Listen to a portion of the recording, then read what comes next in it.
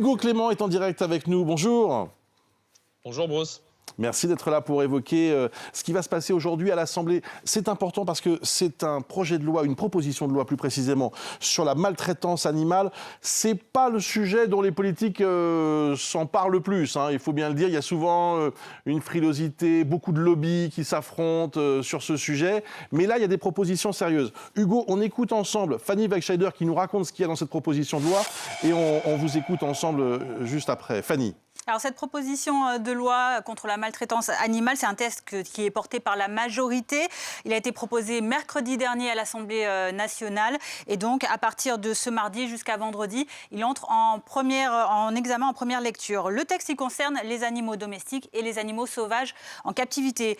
Concernant les animaux domestiques, la proposition de loi veut mieux encadrer leur détention et donc lutter contre leur abandon. On est le pays malheureusement champion d'Europe de l'abandon des animaux domestiques. Pour cela, par exemple, la proposition de loi prévoit d'instaurer un certificat de connaissance des besoins spécifiques de l'espèce pour s'assurer que les futurs propriétaires sachent bien comment entretenir leur animal, quel coût ça engendre en alimentation, en vétérinaire ou en éducation, etc.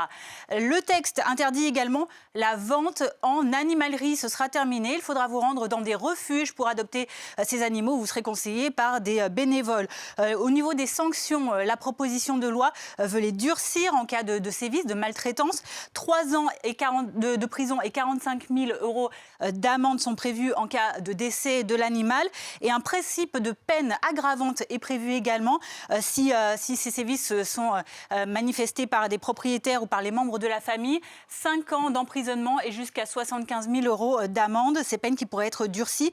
À l'issue de leur étude à l'Assemblée nationale, également prévu la stérilisation des chats errants par les maires. Également concernés par la proposition de loi, les animaux sauvages.